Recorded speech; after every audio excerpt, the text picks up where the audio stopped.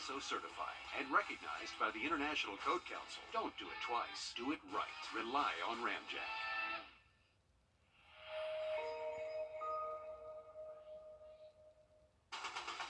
From the station that's on your side, this is News 12, First at 5. Abortion providers filing a new lawsuit today, adding another challenge to South Carolina's 6-week abortion ban. We'll break it down for you in just a few minutes here. But first, happening now, more than 100 colleges, tech schools, and military recruiters are hoping to gain the attention of thousands of students tonight for College Night. It's a jump from last year where there were around 80 schools. College Night is a chance to learn about schools' requirements and even win scholarships tonight. Our Hallie Turner is live at the James Brown Arena where the event just got underway. And Hallie, what do families need to know before they show up tonight? Well, if you're coming out to the JBA tonight, the doors just open, and so you're going to look down here, and they'll be funneling in here in just a second. We had to get out of the way. But you want to bring an open mind and plenty of questions for recruiters. The future can be pretty unpredictable, but the point of tonight is to guide you through the unknown. So now we're going to pan down here so that you can see just how many colleges, technical schools, military personnel are down here. This event is free, and it's open to anyone from 9th to 12th grade. An organizer I spoke to earlier today says you want to prepare. The more you prepare, the better off you'll be. And another change this year is they're moving from collecting papers at each booth, and you'll want to scan an app on your phone. You'll scan a QR code, and it's one that I tried to download earlier, but I couldn't get it to download quite with my service in the car. But as soon as you walk in, say you want to pan down here, as soon as you walk in, you'll go to this little booth on the very end, and there's a QR code and a Snapchat, and all you do is you scan that, and the key to that is less papers, more modern technology. So let's pan back down here, Saint, real quick. They're giving away again those $1,000 scholarships for 15 students, but again, tonight isn't just for students, it's for parents too. We're going to have an area called the Counseling Center to help parents understand filling out college applications and setting up college tours and stuff like that. We're also going to have an area which is career exploration, where students have the opportunity to kind of identify their personality traits and what traits fit best in a job. Now, organizers say they are expecting around 4,000 to 5,000 people to be here tonight. But coming up all new tonight on News 12 at 6 o'clock, we're hearing from some of those parents and students with some of those concerns, worries, and how they're combating this with all the information they're learning here tonight. And certainly a lot of great resources there for parents and students. Can't hate on getting a scholarship tonight. No, and get some money. They're drawing names out of a hat. So if you just show up, you have a chance to win. So it is a very good thing for parents, very good thing for students. Thanks, Hallie. Switching gears to weather now as we take a live look outside over our beach island camera. Starting to see those clouds move into the area. We've seen a lot of rain lately. We have, and it's not just been rain.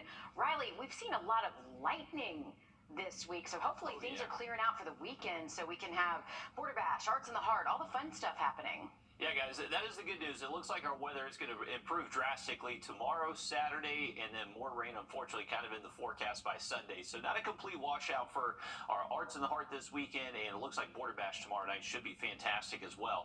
Wanted to take a look at a few showers and storms we're still keeping an eye on. Most of these are on the Georgia side of the river, so the movement of these today have been generally out of the northeast towards the southwest, and the current southwestern corner of the CSRA is where we have the strongest storms, at least the heaviest rain, a few strikes of lightning, nothing up to severe levels right now. And since we're fairly cloudy, our temperatures aren't necessarily super hot out there. We are not expecting too much in the way of severe weather here locally, but we are going to continue our rain chances into tonight. We're basically just kind of squeezing these showers and storms across the CSRA. We have this northeast flow interacting with these showers pushing in from the west, so this is just kind of converging here across the CSRA and going to keep our rain chances pretty high. Take a look at it all the way through this evening, tonight, and unfortunately, potentially even tomorrow morning. We just cannot get rid of this rainfall. It's been very persistent, but once we get, say, past 8, 9 a.m. tomorrow morning, we should stay completely dry for our Friday plans. Temperature is going to stay in the 70s for us this evening into tonight, so if you are heading out, no need. It is going to stay relatively mild out there, but do pack the rain jacket. We'll have much more of the weekend outlook in just a bit. Let's get a quick update on your First Alert traffic. And now, First Alert traffic.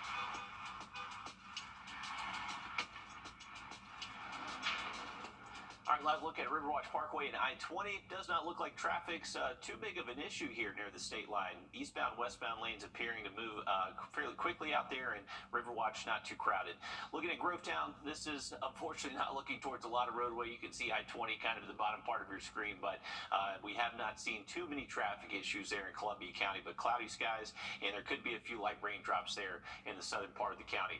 Update on that weekend forecast in just a bit. Thanks, Riley. In North Carolina, a man accused of pointing a gun at a bagel shop employee on the college campus appeared in court today. UNC's Chapel Hill campus went on lockdown yesterday after reports of an armed and dangerous person on campus. A judge today deciding to give the suspect, 27-year-old Mikkel Harris, a $50,000 bond. Notably, this came less than a month after a graduate student shot and killed an associate professor on campus. A suspect in that shooting is charged with first-degree murder and having a gun on education property and was denied bond. A South Carolina man will spend the next 20 years in prison after he doused a woman in gasoline and set her on fire. Last March, Keetrick Stevenson purchased gas, matches, and a pitcher, found the victim, and set her on fire in Columbia. Now, he claims he was trying to scare the victim for unknown reasons. She was rushed to the Joseph M. Still Burn Center in Augusta, where she stayed for more than a month. Stevenson was previously convicted of voluntary manslaughter.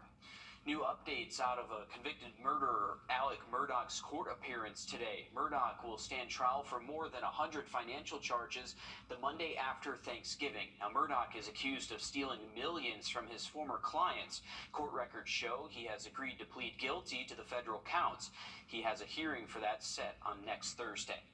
Well, abortion providers in South Carolina have now filed a new lawsuit today in another challenge to the state's 6-week ban on abortion. Now, this comes just a few weeks after the South Carolina Supreme Court upheld the law, allowing those restrictions to go into effect. Our State House reporter Mary Green explains what's behind this new challenge.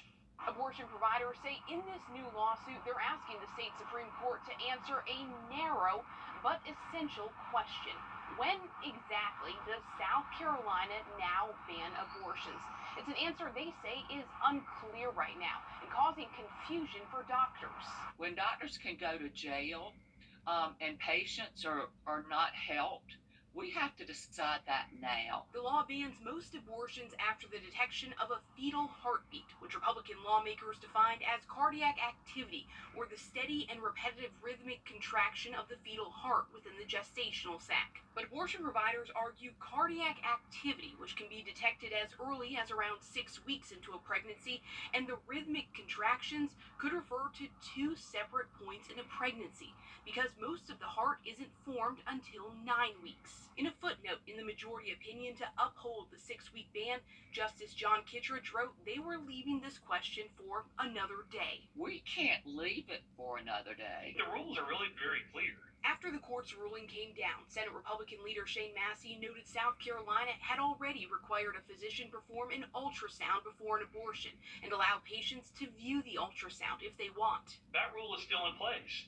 Now it just says that if there is cardiac activity that is present on that ultrasound, if you can hear the heart beating, then you can't perform the abortion. Abortion providers disagree, and they're asking the court to rule that the fetal heartbeat ban should go into effect after 9 weeks into a pregnancy, when most of the heart has formed. Planned Parenthood says moving the ban to 9 weeks from 6 weeks is the difference between turning away half of its patients seeking abortions and 90% of them. It says that's based on data collected at its clinic since the new law went into effect last month.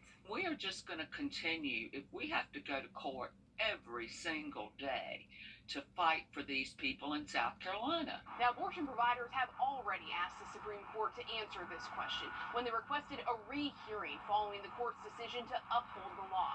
The court denied that rehearing request.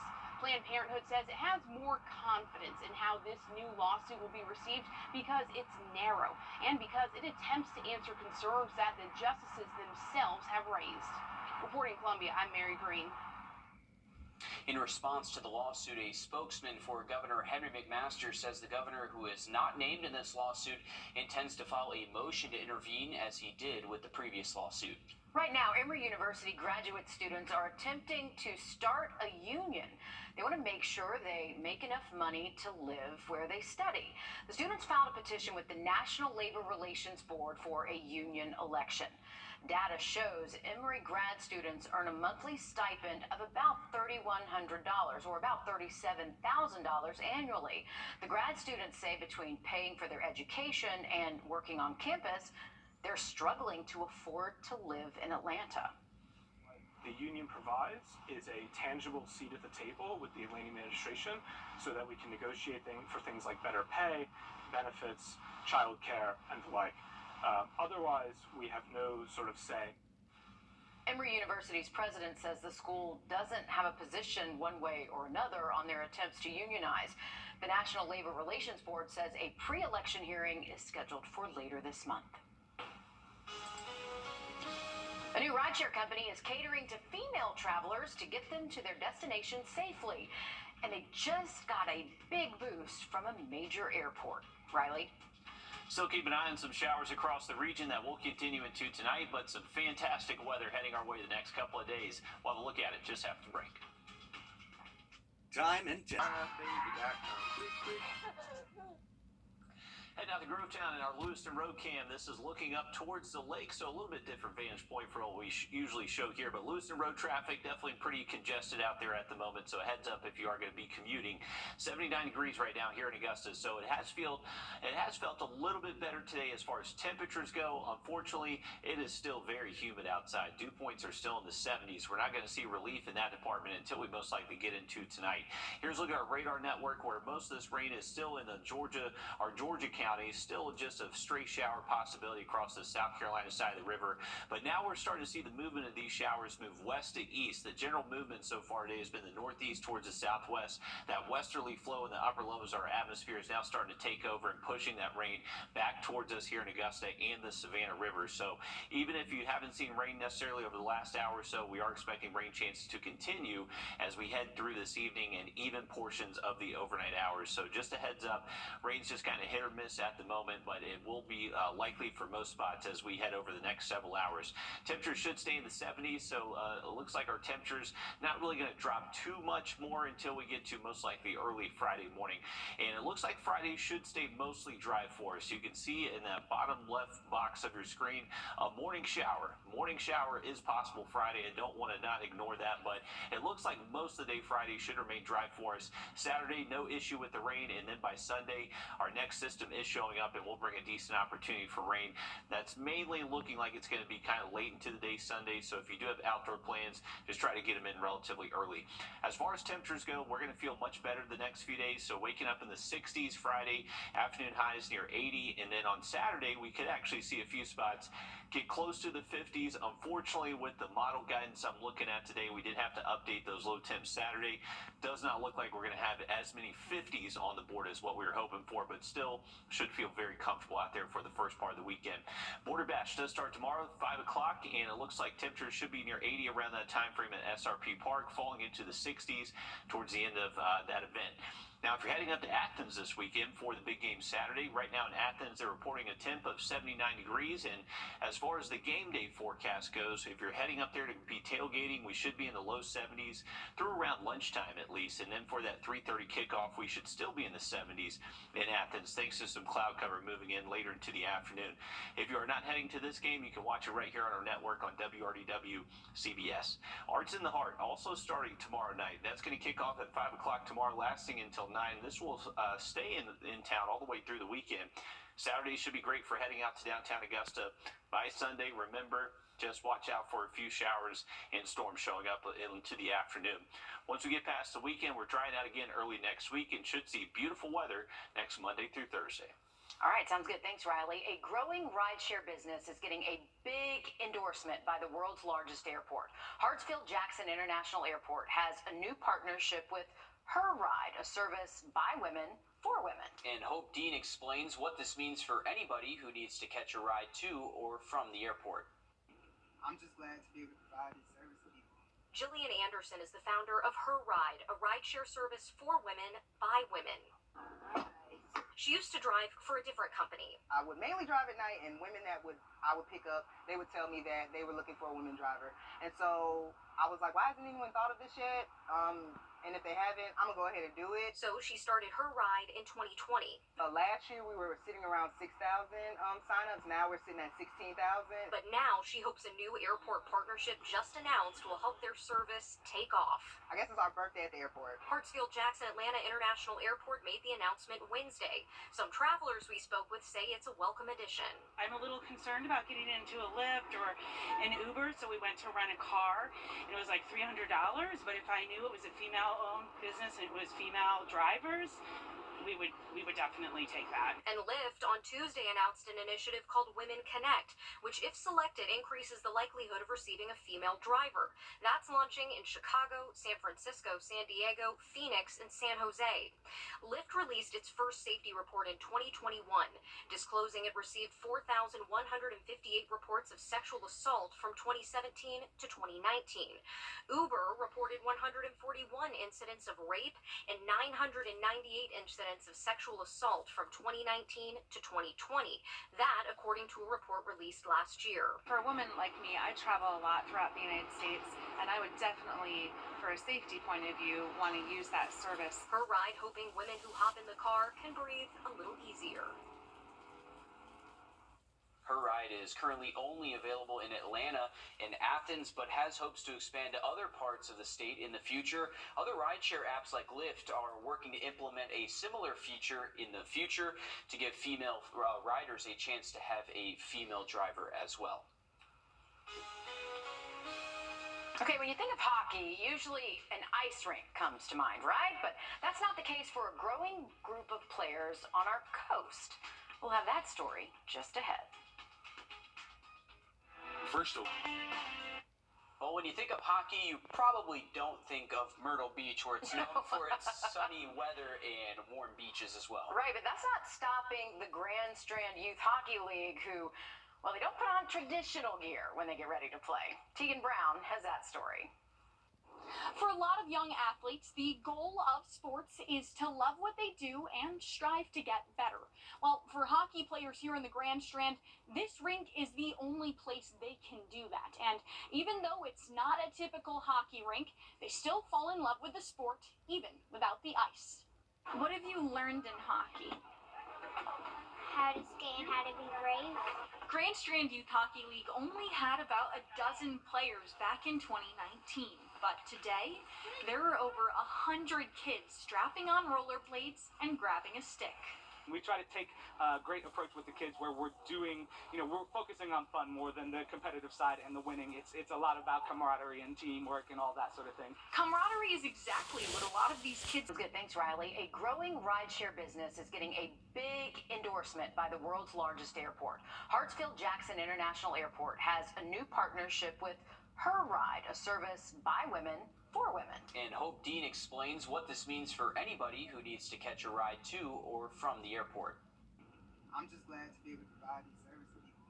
Jillian Anderson is the founder of Her Ride, a rideshare service for women by women.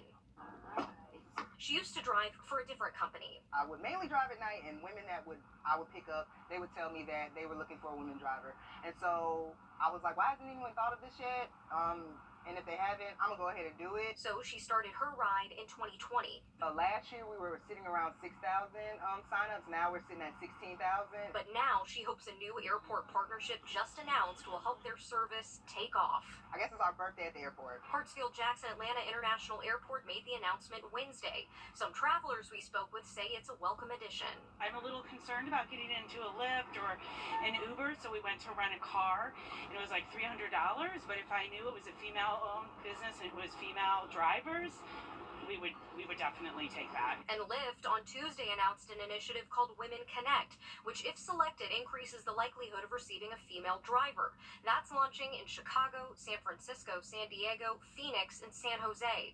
Lyft released its first safety report in 2021, disclosing it received 4,158 reports of sexual assault from 2017 to 2019.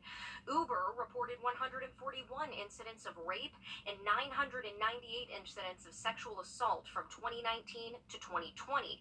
That, according to a report released last year. For a woman like me, I travel a lot throughout the United States, and I would definitely, for a safety point of view, want to use that service. Her ride hoping women who hop in the car can breathe a little easier. Her ride is currently only available in Atlanta and Athens, but has hopes to expand to other parts of the state in the future. Other rideshare apps like Lyft are working to implement a similar feature in the future to give female riders a chance to have a female driver as well. Okay, when you think of hockey, usually an ice rink comes to mind, right? But that's not the case for a growing group of players on our coast. We'll have that story just ahead. First Alert Radio. Well, when you think of hockey, you probably don't think of Myrtle Beach, where it's known for its sunny weather and warm beaches as well. Right, but that's not stopping the Grand Strand Youth Hockey League, who, well, they don't put on traditional gear when they get ready to play. Tegan Brown has that story. For a lot of young athletes, the goal of sports is to love what they do and strive to get better. Well, for hockey players here in the Grand Strand, this rink is the only place they can do that. And even though it's not a typical hockey rink, they still fall in love with the sport, even without the ice. What have you learned in hockey? How to skate and how to be brave.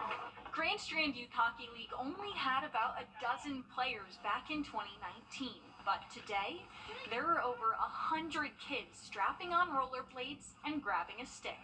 We try to take a great approach with the kids where we're doing, we're focusing on fun more than the competitive side and the winning. It's a lot about camaraderie and teamwork and all that sort of thing. Camaraderie is exactly what a lot of these kids have found, even if they knew nothing about hockey the first time they got on the rink.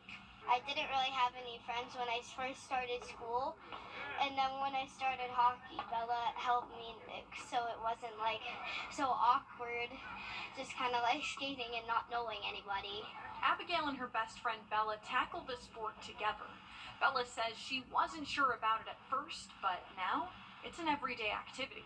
It's just, when I step out here, I just think, oh wow, I'm actually doing what I really like, and that I really love this. And I'm always so excited to see all my friends. Even when kids fall down, parents waiting near the rink don't worry. They know that their kids are in good hands. The coaches are great with them. They're very patient. They help them get through. Within about 3 or 4 weeks, these kids look like they've been playing forever. And while every kid on rollerblades is grateful for this league and where they can practice in Market Common, there is one thing they would all really like. Do you want an ice rink in Myrtle Beach? A lot. Like, I really want an ice rink. And I can't blame them for wanting an ice rink too, because I may be weird, but I like the ice better than rollerblading because I think it's easier on the ice. I learned how to ice skate before I learned how to rollerblade, which I feel like is backwards up until... Well, I learned how to ice skate after I learned how to rollerblade. And I think hockey would be easier on ice skates. I think so too. They're more forgiving. I was just going to say, it doesn't hurt as much when you fall down on the ice. That's a fact, because I've eaten pavement and I've eaten ice, and I prefer the ice, right? Yeah, I do How about too. you? Hey, that ice can be pretty hard too. That doesn't necessarily feel great when you fall on the ice, but yeah, it's definitely a little bit better there. Hey, we're back with our Plunkett Heating and Air Sunshade giveaway. Congratulations to Bill McDonald from McCormick, South Carolina. To get your own sunshade, all you have to do is go to wrdw.com, click on contests, and enter your email. Now look at the forecast just after the break. It's Ram Power Days in Waynesboro. Up to 10 grand off new Ram 1500 Bighorn 4-doors and Ram Classics. Take the short drive on Highway 25 to save time. Now look at the forecast just after the break. It's Ram Power Days in Waynesboro. Up to 10 grand off new Ram 1500 Bighorn 4-doors and Ram Classics. Take the short drive on Highway 25 to save time and money. Good to go. Waynesboro.com. This is our... all night. The weather is ever changing, and Riverside Heating and Air wants to keep you comfortable all season long. Riverside offers financing options with payments to fit every budget, even if you have challenged credit. Hi folks, David Bragg here at Riverside Heating and Air. We're a small business and we have low overhead, which allows us to pass our prices on to our customers. So please give us a call or look us up online on Google or the Nextdoor app and stay Riverside today. Big city selection with hometown prices. Plus, every pre-owned vehicle is backed by J.D. Power's Platinum Warranty. Choose the exact vehicle you want and we'll deliver it within 500 miles. Take a short drive on Highway 25 to save time and money.